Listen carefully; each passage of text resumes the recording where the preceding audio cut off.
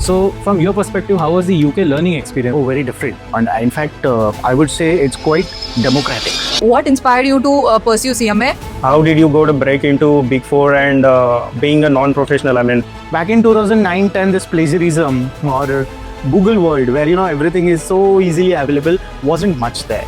I think it was extremely difficult even to get a job. When I came back to India, I could not find a job for at least 8 to 9 months.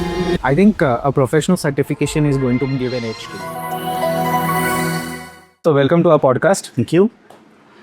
This is our first community meetup. To give you some background around how this all started.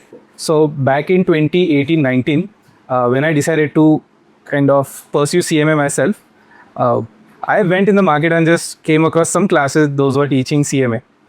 उसमें से था. I went for their demo. I wasn't happy with what was happening.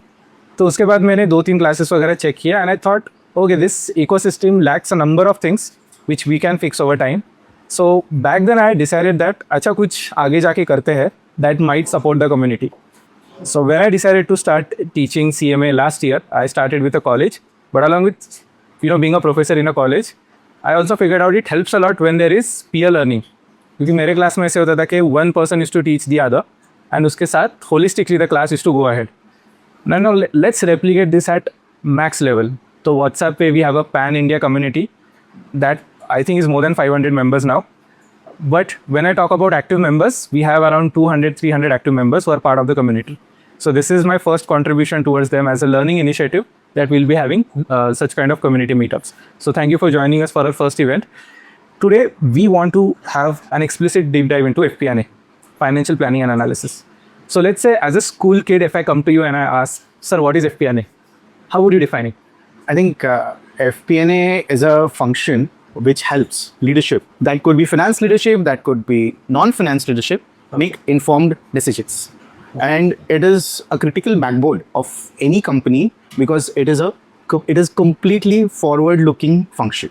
Unlike traditional accounting, which is more into actual reporting or post-mortem reporting, because they usually deal with regulations, their stakeholders happen to be more external, but FP&A is for leadership. Okay. So it's one of that function which is completely aware of the goals, that is overall company goals, objectives, strategy, vision, and it is one of that function which helps cross-functional leadership, finance, CFO, everyone to translate the strategy into actions, and those actions so that to ensure that everyone, that it could be the departments, different departments like sales, marketing, or procurement, or it could be technical, or it could be regional based leadership, because we also have regional based leadership, or it could be the CEO or CFO, anyone. FP&A is a backbone. Now when I say FP&A, you have a lot of different teams under FP&A.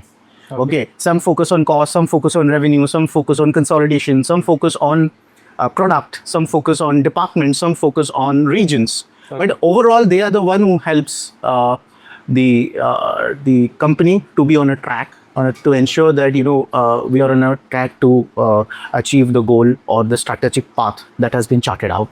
Okay. Yeah. Quite interesting, but this makes me curious around how you got to know about FP&A and was it always your dream profile? आगे जाके FP&A में ही crack करना है. I didn't even know that what FP&A is, to be honest. Okay. I mean, back in 2010, as we did speak with Mr. Hawk as well, I finished my master's back in 2009-10 in UK. I did. Also, let me so sorry I'm interrupting. Why UK? Why not India? Good question.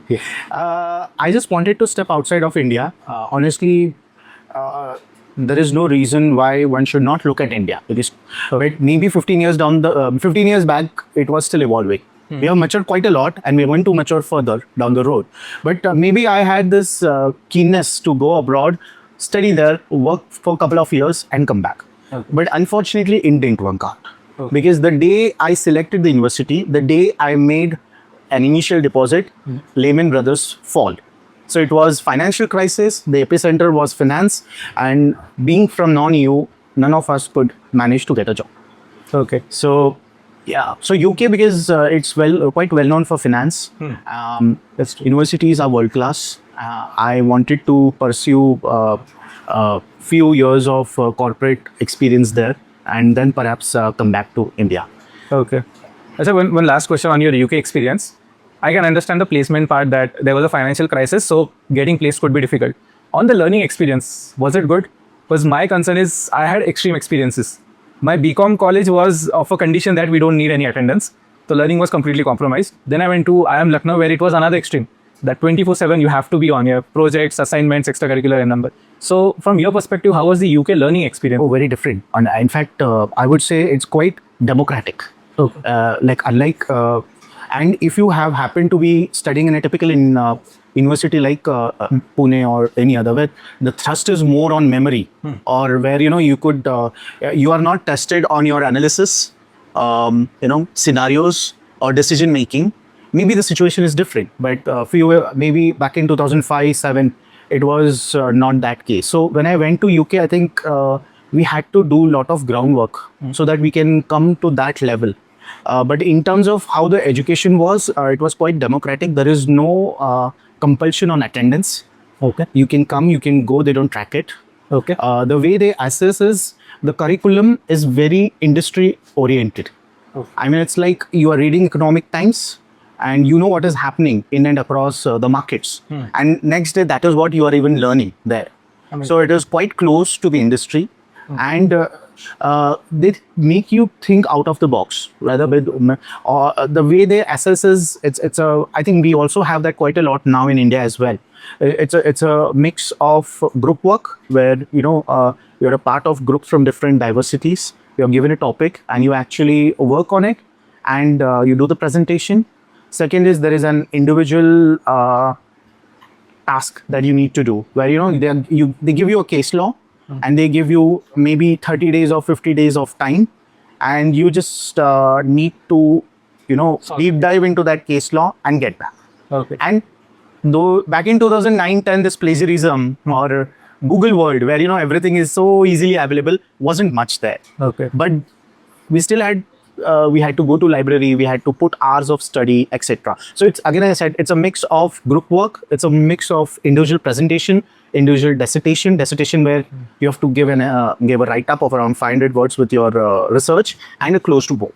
And closed book was more of MCQ. The way you now have for CMA, it was more of MCQ and essay write-up.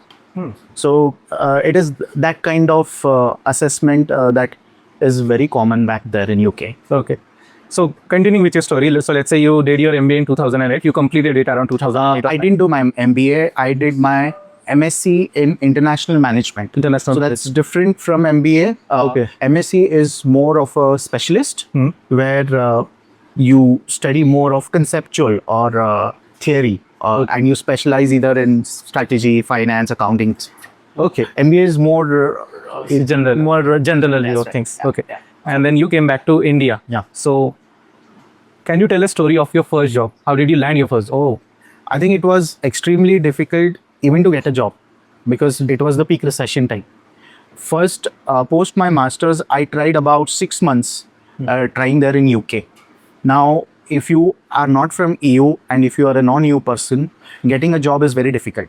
I mean, at least those days it was difficult. I don't know what is the story today.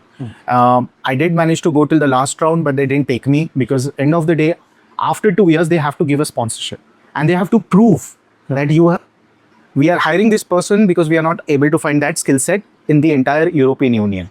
okay. Now, only robotics and STEM would part for that. So I came back because it was a recession time and there was no point continuing there. When I came back to India, I could not find a job for at least 8 to 9 months. 8 to 9 months? Yes. Okay. I was on a lookout for a job. I didn't get a traditional campus placement platform, which the MBA students over here get. Yeah. So I'm somehow managed to get a job with a BPO. Okay. And that was through a friend referral. Obviously, there was a proper interview that took place. And they gave me a graveyard shift collections role. And yeah. So I didn't know what graveyard shift is, first of all. I also still don't know what is graveyard shift. Graveyard shift is where you work in a hardcore midnight time. So you support US and you clock in by like say 10, 11 and or 9 o'clock in the night. Okay. And you continue plus 9 or 10 hours till the morning. Okay. So your entire sleep cycle will happen in daytime. Completely opposite. Completely opposite.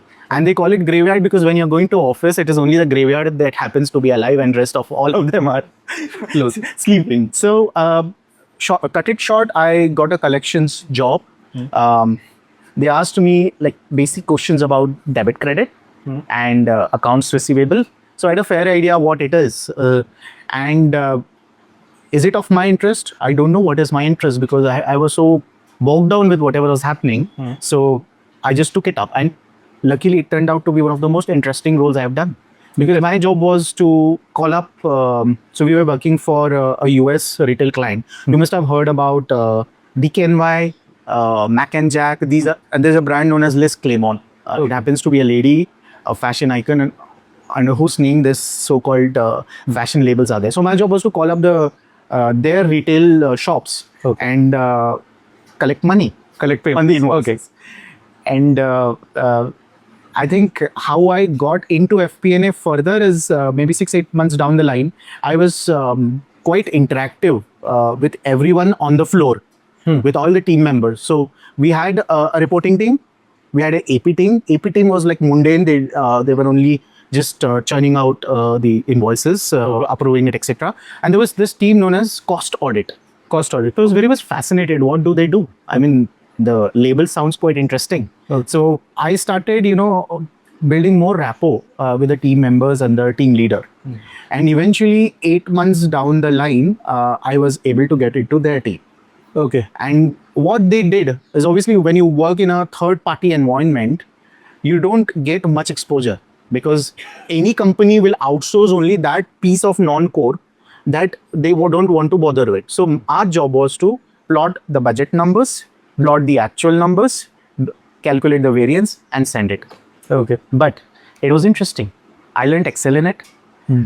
I learned how to work on large data sets. Okay. I got to learn a lot of cost methodologies because even though they didn't include, but we were a part of their discussions.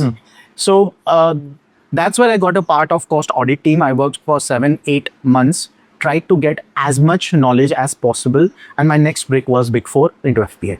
So that is how the journey was. I never knew where I wanted to go because I wanted to ideally get into front-end strategic or financial advisory or strategic consulting. Okay. So that's what I went to UK for, but because I didn't get a campus platform, this is how my journey started with collections team, with cost process, and then into Big Four into FP&A. Since then, it's always been FP&A, FP&A, FP&A. Okay. Yeah. Amazing. So in reference for part 1 batch, we are still studying section B. The moment we move to section C, things whatever he's saying will make more sense. I think Sohan is from that batch. Okay. So continuing this conversation, when you made a move to cost audit team, in terms of skill set, what was the gap that you covered while that movement, or rather what skills you developed to fit into that team? See, when I started with collections team, I think communication was the key there, which I already managed to get it. But when I started with cost audit, I felt I was lacking quite behind in Excel. Okay. Because obviously you have not worked on that kind of large data set. You have not built a dashboard. So I think Excel, luckily my seniors were quite supportive. So I get to learn somewhere I would say mid-level of Excel, where you create a pivot, you put VLOOKUPs and maybe sum ifs, etc. The conditional formulas. You work on large data set, and I was also able to learn macros that time because I had a senior who was a macro specialist. So I think to answer your question, yes, Excel, PowerPoint, and how to work on data sets, where especially when you have 3, 4, 5, 6 different sheets, and then you use a macro or you use smart formulas to link all of them and create a visualization, considering the requirement of your stakeholder, etc. So technical skills that working on large data sets and communication skills. Communication skills in the sense I used to do a talking job, but that was just to call people. It was not to interact with the executive management. So I think PPT skills, technical skills, and verbal communication skills, especially when you're talking to stakeholders. They don't have time. They want everything and they want it on time. And there is a lot of expectation. So ability to work under time pressure, meet deadlines, how to prioritize, how to stay organized, how to work on large data sets, how to put the checks, how to work with the team, etc. These were the very initial key skills that I learned. And when I moved to Big Four Deloitte, I think that's where I learned much more in a quite advanced way. Okay. Quite advanced way. And again, in Big Four, it was a different feeling because I was working for my own leadership. It was not a third-party environment where I'm working for a client. So when you work for your own people, I think the exposure was much better. Much better. Okay. One interesting insight. So we are developing some internal course. Excel is one of them. We have developed a very basic module, but I wasn't happy with it. So the next step, what we did is we reached out to around 7 to 8 FP&A professionals, and we just tried to understand what all Excel functions are required while working in FP&A. So it turns out we have a total universal set of 20 formulas. So someone who knows basic 20 formulas of Excel will be able to fit into FP&A easily. That's what we got out of our discussion. But yeah, Excel fits in really well. Another thing I got to know was mainly Accenture is one of the initial companies, and there are 2-3 more companies. There is a tool called Microsoft Fiber. So apparently what these companies are interested in doing is adding to what you said on the Excel part and Power BI. They want to integrate AI into everything. Basically, at least the Gen AI capacity. So for that, Microsoft Fiber is their top choice for now, where a lot of AI capabilities have been added into your analysis. It is making your life easy, but at the same time, your demand in the market might go down. That's the only downside of this. But yeah, quite interesting in terms of the skill It set. may impact, but it would not significantly impact, provided each one of us over here upskills there. It applies to myself, it applies to all the gentlemen and everyone who are sitting here. If we upgrade ourselves, I don't think we would get impacted a lot. And especially a function like FP&A, which is not where you just don't report what the numbers are, but where a scenario is based, where a lot of discussion is based, and where a human judgment is required. I don't think AI can reach that. I don't think so. Again, it depends. I mean, that's No, true, completely agree. By the way, if someone wants to ask a question in between, you can simply raise your hand. The floor is open. But coming back to the question that you asked, what are the key skills set that folks who are going to just graduate from college or who are few years into the industry would need specific to FP&A? Obviously, those days, 15 years back, it was Excel. Now it's sea change. I mean, advanced Excel, that is great. You also need to know Google Sheet. I mean, Google Sheet is quite commonly used. But today, it is about automation. Automation in data, automation in visualization. It is also the time of learning ERPs, and LinkedIn, Udemy, Coursera has Coursera, right? I'm sorry, Coursera and Coursera, both of them. They are quite rich in it. So in terms of FP&A specific, what are the skill sets that one should have? It is SQL, and Python. If you have, that is the best. Why do you need it? Because SQL is the language of data warehouse. I mean, if you store data like in Amazon Redshift and SQL, you can build the queries where you can store the data and you can command how to pull the data, when to put, what to put, and etc. Put security layer. So SQL, Python, SQL is a must, is a basic. I'm still learning. I mean, I was lucky in a few years back where I got a chance where I could learn SQL. But if you know SQL, and it's quite easy, there are a lot of courses available. If you know Python, that's big plus. Second, in terms of ERP, so we have some basic ERPs like SAP, or we have Hyperion, or we have some Oracle specific or special packages. Okay. If you know that is great. And again, how can one know? Because every company would have a customized way of reporting it. But even if you attend those basic Udemy or LinkedIn courses, you get a feel of it. Because again, just like anywhere else, the fundamentals remains the same. The fundamental modules remain the same. Third thing is FP&A specific. You have Anaplan, you have Adaptive Insights. So even these are available. Now, in terms of visualization dashboards, you have Tableau, like you mentioned, Power BI, Tableau, and we have ClickView as well. And I think there's one more. I'm not able to recollect right now. I think it's Power BI is quite regularly used. And even Salesforce is majorly used for bookings or order management system. But FP&A does have a link with that as well, because you work closely with the data spend, or you work closely with inventory management, etc. Now, for all the folks here, if you could learn Tableau, if you could learn Power BI, attend those Udemy or LinkedIn courses. Sir, we are creating courses for them. So Power BI Ultrix for automation, then Tableau for analytics. Python was a surprise. So I'm still building a course. I'm learning course to build one. So some of you know, some of you don't know, but मेरा CFA जब भी time मिलता है, I'm planning to complete it. And CFA Institute themselves have released a module on Python for finance. So my plan is to complete that, and we'll be replicating that module in-house as well. You will have access for free. And before I forget, just a double line on the word Hyperion. I think this is my third podcast with an FP&A professional where the tool has come up. Hyperion is a very common tool in FP&A, a go-to place, something worth learning. And how it works in ERP is Hyperion is mostly a management reporting tool.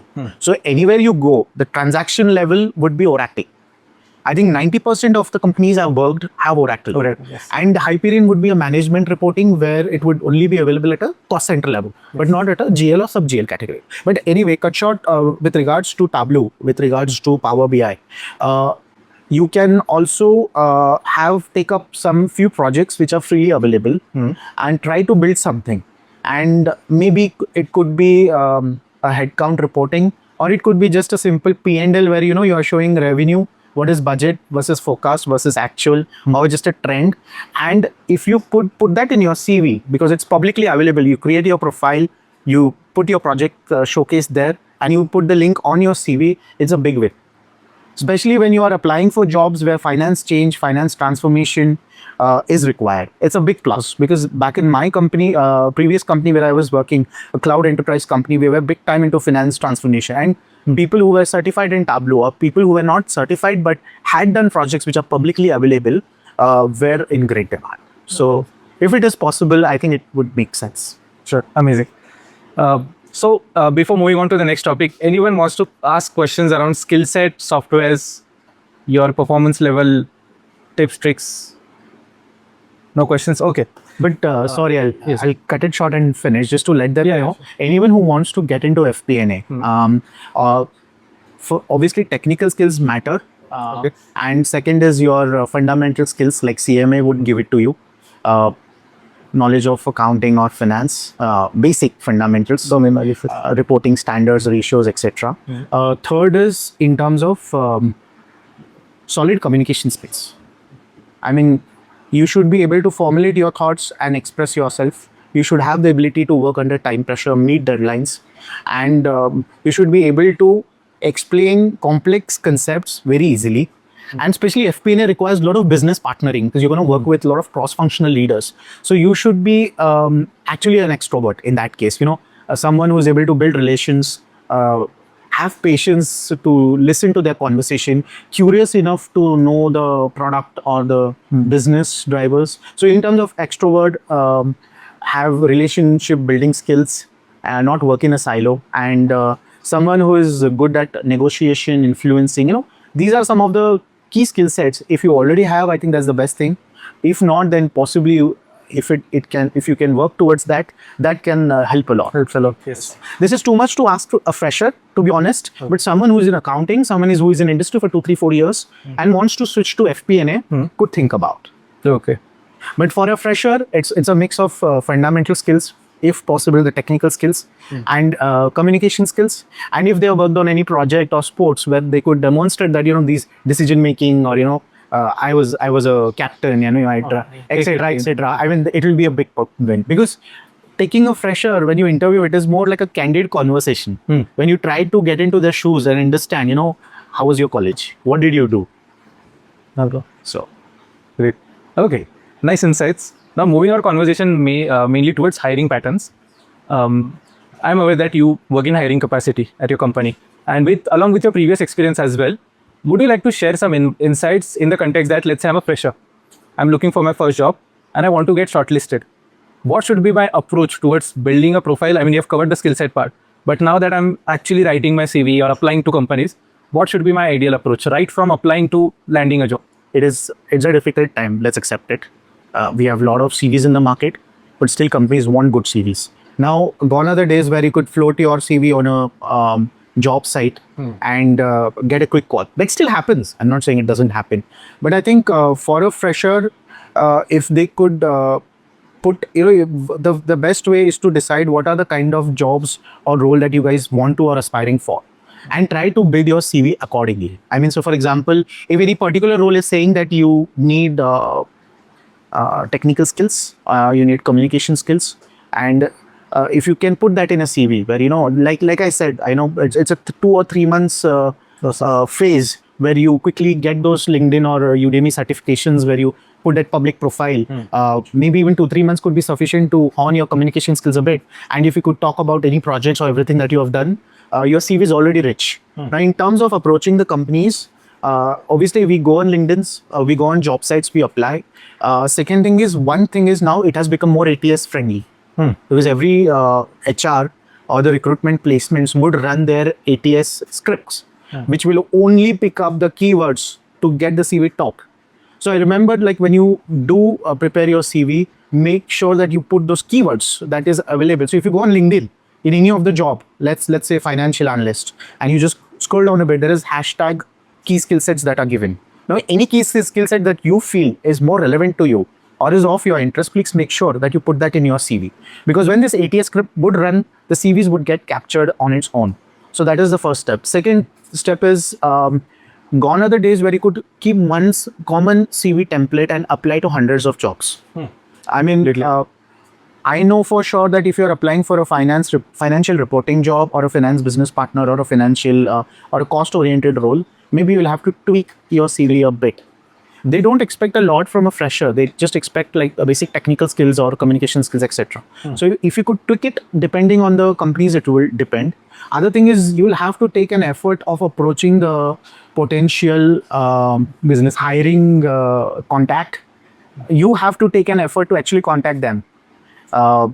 It could be a recruiter, it could be a hiring manager, it could be folks like, like someone like me who is working with an IT company, or someone is working at the banking, or you could check your network, because networking is key to landing up with a successful job. You'll have to, check with them if in their network, any company has got any opening, or you can knock the doors or on LinkedIn of the recruiters, the respective team or any other employee who's working them, and float your CV there. And it does work. I'm not saying it doesn't work. I don't know how long it takes. It could be a quick win. It could take some time. But I think the key is to tweak your CV, add the skill sets, and do as much marketing as possible. As much marketing as possible. Yes. I think that is the only way to land up with a job, unless you get a campus placement. And an interesting story behind this. So I wasn't aware that how placement process works. And when I got into my MBA class, my seniors kind of taught me what ATS is. ATS is basically a software that basically scans your CV, each and every word and letter from your CV, and creates a score, which is a job fit score. Koi JD submit hua hai, according to that JD, there's a scan done. I was quite surprised to know and rather very excited. And I thought, okay, let me do an experiment. So one of my close friends, you can see she's standing there, Pooja. I asked for her CV and I'm like, let's try it on your CV and see how much shortlist you get. Surprisingly, with just 3 or 4 years of experience, you got 10 plus shortlist in 3 months. And then she had to handpick, okay, which interviews I'm going to appear for, which offers I'm going to accept. And I thought that, okay, let me try this on LinkedIn as well. And when we say keyword, these are not typical keywords. There are some keywords which are not public. I'll give you an example. There's a tool called MicroStrategy. It's an industry leader into database management. So बहुत सारे companies में wherever there are ERPs or MI system work, everyone collects data and keeps it into MicroStrategy. I added that MicroStrategy as a keyword into my LinkedIn profile. I also added Basel regulatory. I also added IFRS. बहुत सारे keywords add किए, and the response rate that I got over time increased. Means I usually flaunt in my YouTube videos na these many recruiters reached out to me. It was a result of an experiment being run on keywords. It used to work a lot 4-5 years before. It still does today. But right now, everyone is aware about the keyword. So the competition is more intense. Now you have to find another leverage. So I am on it. You don't have to worry about it. But yeah, just as a caution, please be careful of what you are putting in your CV. Please be very careful. It's a small world. I'll share one personal example. So we were hiring for maybe an analyst with 2 to 3 years of work experience. Now the world is very short. Especially if you're trying for FP&A, be careful. It's a small world. It's an absolutely small world. Because I was interviewing the candidate, he happened to be working in a company where I worked, in a department where I have worked before. Now he's not aware of that, and it's a hardcore finance business partnering role where we only talk about revenue, cost, and KPI. There's no capital market world in it because we are talking about an IT services company. And in his CV, he wrote about capital budgeting. He wrote about equity research, and I don't know. He even wrote about cash flow something like something. And in the interview, I asked him, and he first got annoyed that I actually picked up and asked it. Second thing is, he actually tried to convince me that he does everything in that department. Okay. So if you don't know about something that you are putting or that is not relevant, please don't put it. That's the first thing, because it's a small world and people do go back and check to know the credibility or standing or opinion, etc.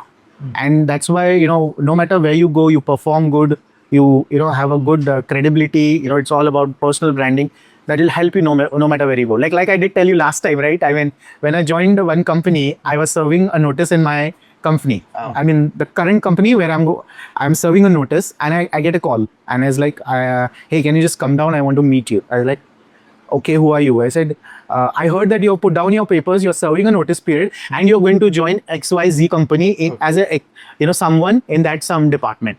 And no one knew about it. I mean, this was only between me and my director because I had conveyed that to her.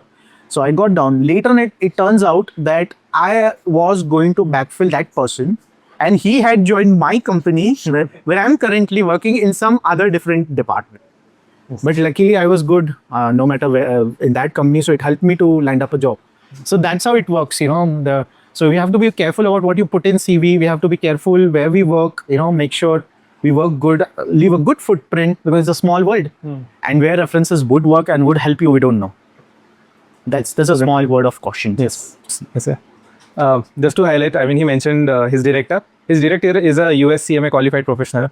Yeah, she happens to be a US CMA plus US CPA. CBA. Yeah. Oh, nice. So a blend of it, and she happens to be a fellow Indian also. Nice. Indo-Canadian, basically. Cool. We'll be trying our next episode with her. So let's see. Next, this is an interesting one. So during my time, I think the industry, so my hiring, first job was around 2018-19 Magura. And the industry was quite open to having short stints in company. Okay, if a candidate is switching in 6 months, 3 months and all, I could see candidates land another job. Now when I'm, checking with recruiters right from after my MBA and even recently, I got a nice filter.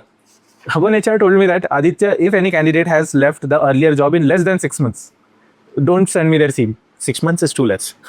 Okay, that's a new trend. But according to you now, where is this shift going? How do you see a candidate who has rapidly changed companies versus a candidate who had stayed for, let's say, 3 years, 4 years, 5 years in the same company? I think it's very subjective. It also depends on the hiring manager, the operational leader, everything. It is more to do with the cultural lookout. But obviously not 6 months. That is terribly less. But I think a consistency is respected, but not essentially respected everywhere.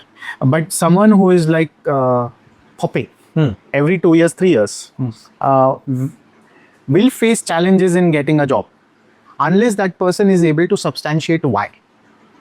Now, if it's a genuine reason and they are okay with it and they really want or are happy with the skill set, it will work out.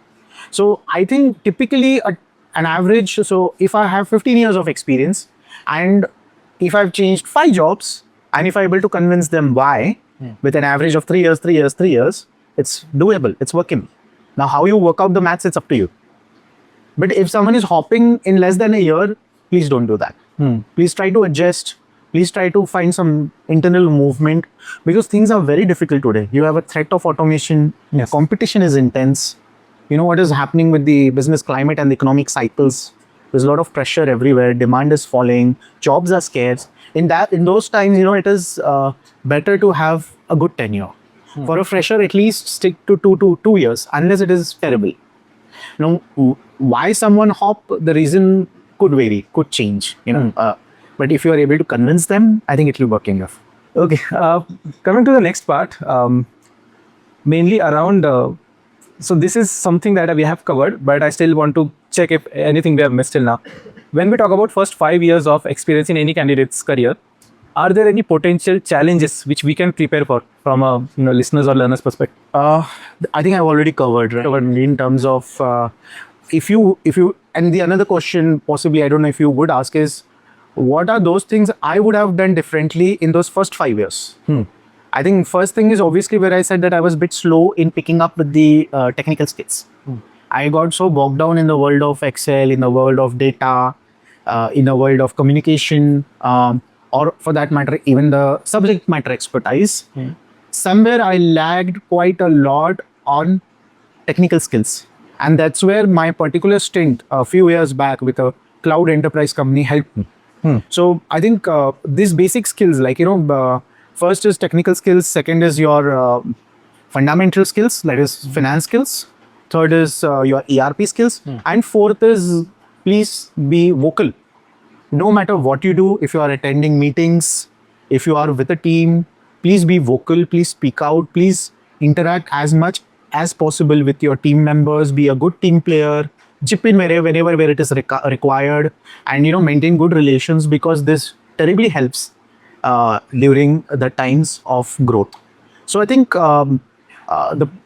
the first 5 years are the foundation years where you work on grooming yourself for a strategic role, where you have bit of less autonomy in making decisions. Someone is reliant on you.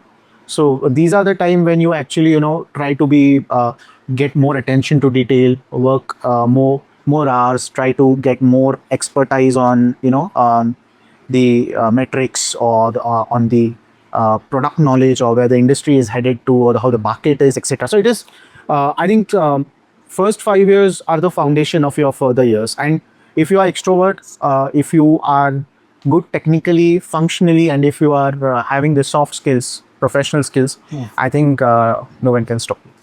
Awesome. Now coming to, let's say, second part of our career, 5 years and beyond. When Brian was in Pune, I think last year, in one of his speech, he mentioned a nice special line. He said that anyone landing into CFO office is not there by accident. It is a well-planned move, and it is planned not 2 or 3 years ago, 10 years ago. So from that perspective, let's say if someone is planning their career ahead to make it as big as director of a company, VP of a company, or even beyond, C-suite, what are the things we can prepare for right from the beginning, 2 years, 3 years into the industry, that can give us an edge in terms of competing? I think a professional certification is going to give an edge to you. Okay. That's the first thing, which I regret, because so I am pursuing 2 professional certifications now. Okay. So one is CMA and second is ACCA. ACCA. Okay. Yeah. I'm curious about this, but I'll come to that later. Talk offline. Okay. So professional certification is not a mandate when you want to get into FP&A or when you are trying to apply for. But if you have, it's a good USP. And good professional certifications like CMA, CPA, CCA would equip you with those scenarios, or like all those MCQs or case law oriented, where you're put into thinking mode, where you are taking decisions. And that is what precisely is required when you move beyond 5 years, or when you get into mid-senior or senior kind of role. So apart from this technical, soft skills, etc., it is more of being close to how the seniors are talking on. What are the operational metrics? What are the kind of the conversations that non-finance teams or leaderships are having? What is the goal? What is the strategy of the company? And what are the struggles? And what are the solutions, etc. So as such, anyone who is in first 5 years and wants to go beyond to that level could achieve that through a combination of strong inquisitive skills, strong relationship skills, and getting hold of projects where you're visible, your efforts are visible, there's a tangible output.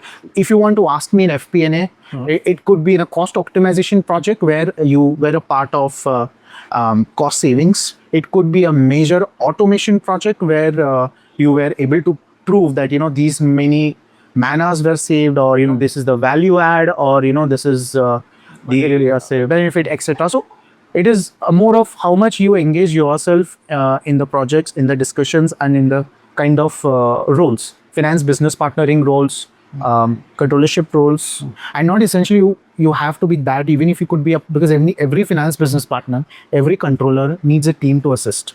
So if you could somehow manage to get into their team through these skills, it's a progression towards them.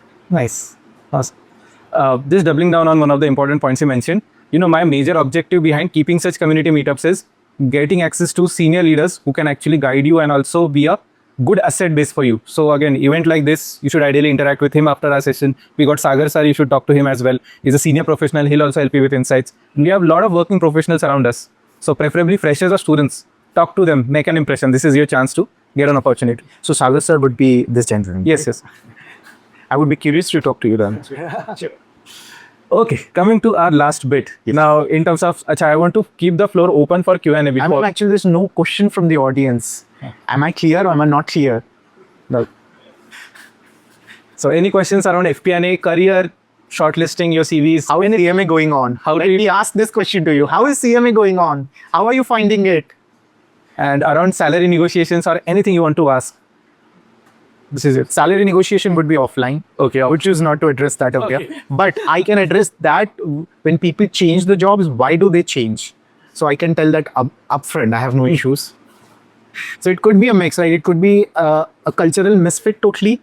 It could also be that there are no growth opportunities. There are companies where you continue to do the same job and I would call it mundane paralysis, where you continue to do the same routine every day and there is no upward movement, there is no this movement. Third would be a very crucial part, work-life balance. Work-life.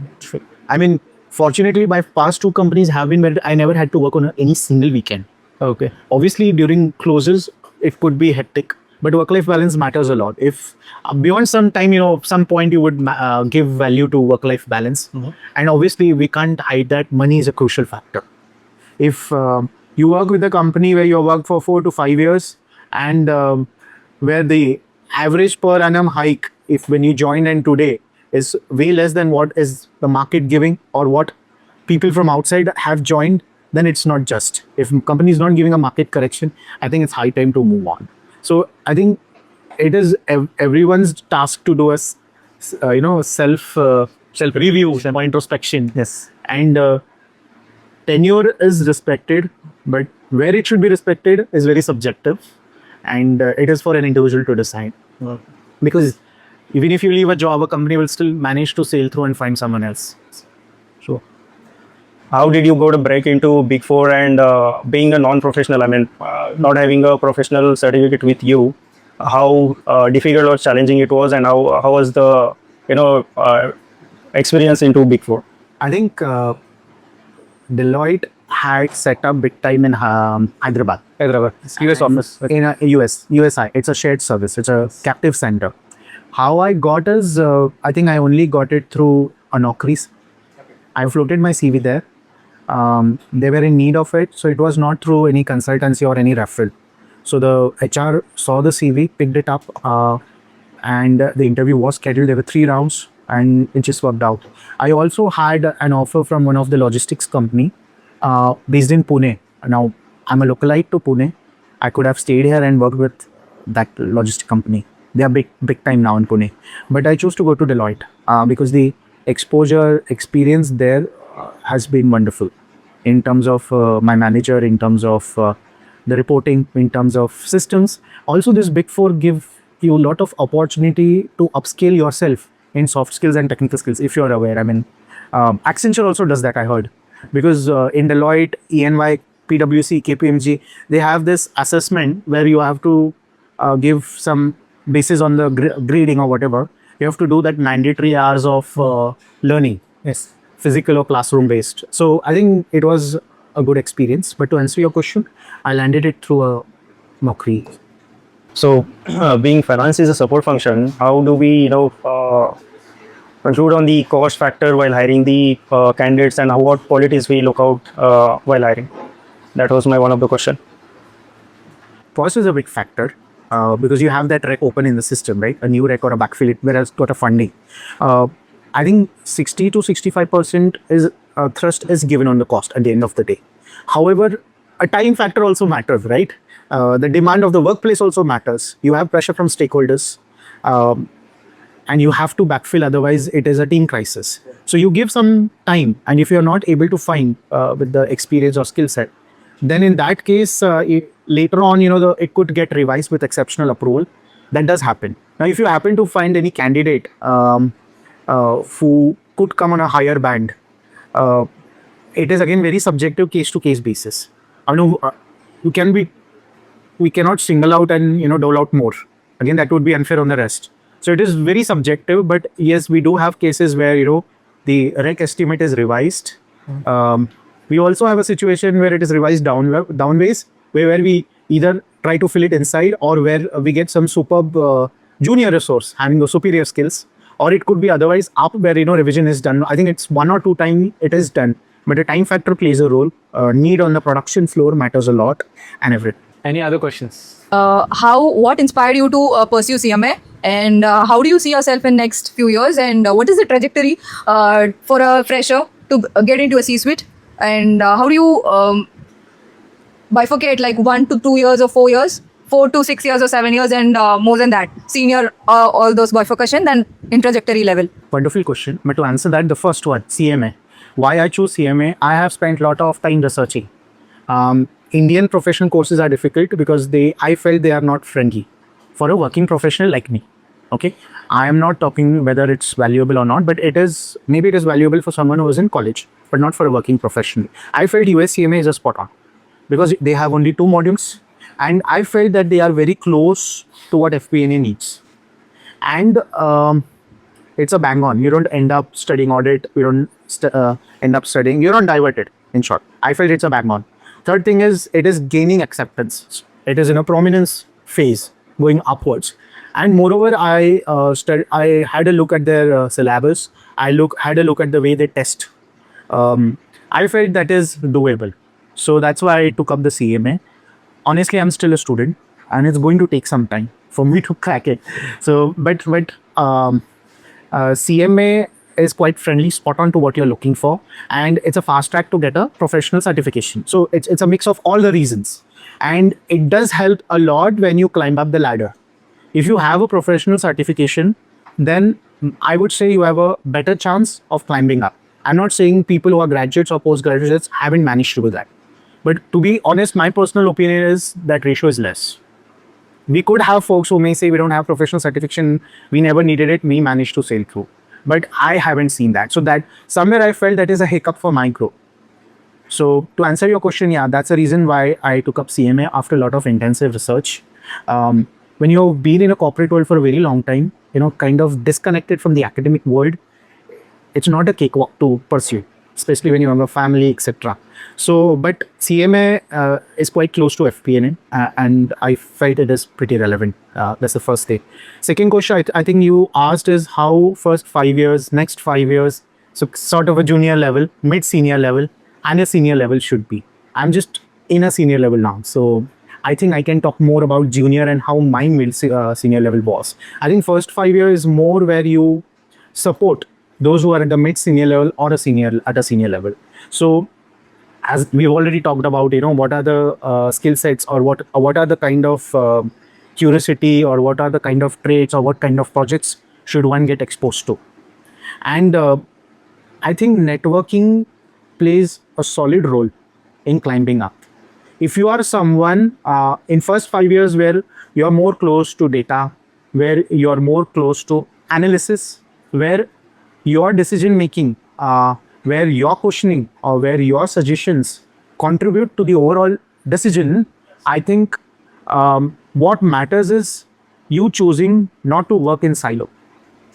If you are someone who is working in a silo, not interacting with the team, not interacting beyond the team, cross function wise, or in engaging more with the different departments or leadership, then that could be a loss to you. So to mid-senior level, typically you get into strategic role where you take decisions, you guide them, you advise them, you are on your own. So basically you have that autonomy, you have that freedom, you have that dependability of the leadership and the other concerned stakeholders. So first 5 years is more into supporting, more on the data, more on the foundation phase. Mid-career is somewhere a bridge between a director or a C-suite and the junior management. So that is more towards honing yourself in effective questioning skills, painting a big picture, and driving the strategy, etc. And once you are able to get a footprint, it could be managing a big P&L, or you are the owner of a big P&L with a sizable team, or it could be you being an individual contributor as a specialist, but owning and driving a large chunk of product, financial or P&L, whatever way you put it. So your progression from mid-senior level to senior level would depend on how the outcome of your responsibility has been. So if you are able to prove that there has been turnaround in terms of cost optimization, or if you are a part of any new deal that is coming through and your partnering has helped the company to get that contract, yet ensure that our, whatever targets we have or whatever composition we have is perfect, or if you are were able to be a part of large automation projects, or it could be revenue drivers, or it could be anything, some strategic turnaround that you were a part of it. I think that is a key selling point for you to move from a mid-senior level to a senior level. Because at the senior level, it is more of strategic management and strategic alignment. Have I answered your question? Yes. No. My name was Shubha. And recently I was giving a few interviews for the fresher jobs that are available. And I feel really happy that you are in the hiring community, because for the past 1 week I have had a lot of rage against all the hiring partners. My dad is a very seasoned HR professional, and I have been saying bad things to him and his community, because my tenure works at KPMG, has a tax analyst, and he had given my referral in the same department on the same role. And I cleared the first interview, which was with Ms. Priyanka. And I was selected for the second interview, and the second interview was with the partner of KPMG, or he was the CEO.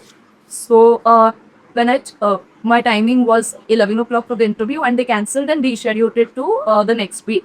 And I was like, okay, fine. But then later on, after 2 or 3 hours, that Wordy, the HR called came, and she said, you have to be ready in the next 5 minutes. And I was down, like in my society. So I was like, can I just take 10 minutes? I need to change and just be present for today. And the HR said that, no, you have exactly 5 minutes, wear whatever you can right now. Just open up your hair and sit for it. Okay, fine. I exactly 5 minutes. I put some professional clothes and I was Is this KPMG? this was This is भाई नाम blur कर देना. Case is now here. Yes. one of the. Yes. So I was ready in 5 minutes, and the first question that sir asked me was, whom did you talk to before me from KPMG? And I got a bit confused, and I said that I spoke to the HR who was reporting in the morning. So she's from KPMG, and I spoke to the HR last from the company. And the second question he asked me was, what communication that you had with Ms. Priyanka, the person who could my first interview? And I said, she just took my interview, and after that I have had no communication with her, and the interview was purely technical, and it was predicted. She shortlisted for Rico. I got further confused. Okay. Third question was, whom do you know from KPMG? And I was very confused at this point. So I started naming my batchmates who work at KPMG in the same department. I named one CA who comes under the CEO. I named 3 of my batchmates from Pune division itself in the tax department. And then he took a pause for a minute, and I was scared. I was like, this is the wrong answer. Same tone that I'm speaking. Shirani, listen, I don't care even if you know the CEO of the company. I am the CEO here. You're a fresher, you're a graduate, you are living the interview right now. So don't start naming these people in front of me. I don't care about your connections. And I was like, sorry, I must have misinterpreted your question. I heard, whom do you know from KPMG? And this was the first answer that came to my mind. I'm sorry, after this is my second interview. I'm a fresher and I don't know what answers did I give right now. So I apologized, and then the interview went on for another 20 minutes, and they told me that this was not a technical interview, but technical questions were asked, and answered each and every question that was asked, everything about the up and with the union budget, everything. And at the end of the interview, I said, sorry, sir, for the mishap that happened at the start of the interview. I'm sorry, I will take care of it next time. I apologized 4 to 5 times during the interview, but then later on, this Priyanka, who asked Priyanka ma'am that is she selected for the interview to us, it was 1 week later that I had got no call from that HR or anyone for PPFG, and she told Dhruv that no, Shivani was very rude in the interview. So the sir said that she was very rude in the interview, that is why he has not shortlisted her. So in spite of me giving all of my answers in the interview, I had a lot of craze because I thought that the mood of the hiring partner depends a lot on how the behind and take two shows for mood. candidate is shortlisted. Can I ask you something? Can you flush this entire experience in a toilet? Sorry for this word. Just flush it out of your memory. So this is not. No, this is not how it works. I mean, one experience can be bad. It's not the end of this, right? And if, let me reiterate again, if something like this is happening, then we are not desperate, right? There are a lot of companies out there. There are a lot of companies out there. I mean, why? And you should not be sorry. They need to respect you. They need to give you time. You should tell them when you are ready for the interview. And you should ask for the job description from them. Take your own time and then, give a slot when you are comfortable. Just flush this experience completely and start fresh. I believe you do counsel students with CV, right? Please to step in. Sure.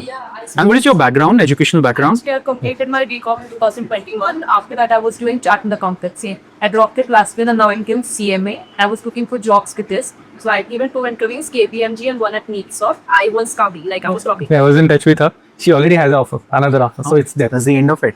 Why talk? Think about it. Why talk about it? A place where you are not respected. Thank God that it didn't work. I think it's one life. You do the way you want it, but just be respectful, and you also deserve respect. So look, just flush it out. Just don't- I also left don't sit on it. I am with you. Don't sit on it. Don't talk about it. Forget it. Forgive. Move on. Awesome. I would say that I didn't understand what you're saying, and even you say you also don't remember it. So let's cut it out. Awesome. Okay, last question. I have another question. So how do you manage your studies with work-life balance and all? I think being transparent. So if it has to be with my boss, it has to be very transparent, understanding their expectation. What are they expecting? What is expected out of my role? And it is not. So see, in the kind of role I'm into, finance business partnering or being a controller, there is a dotted line of reporting. So in a way, I report to maybe my director, and I also do report to non-finance directors. We call it client directors. So end of the day, we need to be one step ahead of what their expectation is. So kind of engaging deeply with them periodically, making sure you are prepared beforehand, and you do go through your subject matter quite good. Like if you have a new contract in place, study that. If you look at your numbers, you spot some weird trending or something which is not as per the trend or something which is not, so flag it. So I think it is more about engaging, being transparent, being proactive in what you do on a day-to-day basis. Your manager does matter a lot. Fortunately, I have been working with my managers who strongly believe in work-life balance, and we do have candid talks about, I know more about my boss family. She knows about my family. We do talk about it, and I think when there is a transparency, when there is a trust, and when there is a respect, there is no room for confusion or disappointments. And that's what is my personal opinion. And work-life balance would prevail. I know wonderful management who makes it clear that you're not supposed to work on weekends. You are not even supposed to work on a public holiday. You're not even supposed to work beyond this time. I was away and I was quietly working and I did get a ping. Why are you working? They somehow spotted it I was working. So it is, I think, more to do with how we are engaging ourselves, and also a bit of luck factor as to how the other person is. But there are lovely companies out there who believe in work-life balance, who believe in diversity, who believe in respect. Absolutely. IT is a wonderful industry, a matured industry. I worked with Deloitte. I had a good experience about Big Four. I can only talk about Deloitte. Obviously, it was not an Indian audit membership firm, but it was a global. I used to work for Deloitte Touche Tohmatsu. So it was a wonderful experience. So there are good companies. Obviously, we are not here to take anything. I know jobs are scarce, but we are not here to accept anything. Do research, which company are you going to work? Do research what kind of role it is. It's not like you're doing MBA finance, companies come and hire you. Some bank will come and hire you and put you in marketing of loans and in insurance policy. If that is of your interest, perfect. But make sure what kind of role you're getting into. What is your interest? If tax is of interest, please go ahead. If accounting is of interest, please go ahead. I didn't know what is my interest, but I got FP&A and it is now my interest. So it depends. That is how I'll put it. Okay, great. So let's wrap it up. We got yes. Actually, yes. Acha, it's a question. Oh, it's a tough question. It's a tough question. Ask him. He's upset with me. I have still not been able to give CMA. He has stopped talking about it. Honestly, it is very difficult. Especially when you have a cute daughter who is less than 5 year old, and especially where your workload is unpredictable.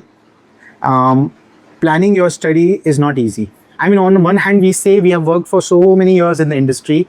We have taken decision. We have exposed ourselves to those case scenarios. But at the end of the day, we have to revisit the concepts. We have to revisit that. That needs time. That needs focus. And that needs consistency. That needs practice. And it is very difficult. So you have to continuously push yourself, somehow find time. And I think for rest, you can refer to his videos. But yeah, coming straight to your point, it is very difficult when you're working. But I think it's to push yourself and make it happen, because end of the day, you have to tell yourself that it is going to make your life wonderful later on. But currently, it's very difficult for me to say. Okay. If it helps, I'll tell you an interesting insight. When we talk about professional exams or any tough exams for that matter, let's say we have a sample of 100 students who start with the journey. Within 2-3 weeks or maximum a month, maximum 45 days, half of the competition is gone. There is a category of candidates, who will pay for the gym, will go to the gym for a day or two. I don't want to take efforts. I don't want to work on myself. It's too tough. Comfort zone pasand hai. So 50% of the competition is gone right away. From the remaining 50%, then you have 50% of those who are working hard in a disciplined way. So itna chota competition hai, itna scope easy hai. I mean, you can vouch for my lectures. Absolutely. Because one thing I follow strictly is that even a school kid, if he watches my videos, should be able to become a CMA. That's not advisable though, but that's the quality I've been trying to maintain.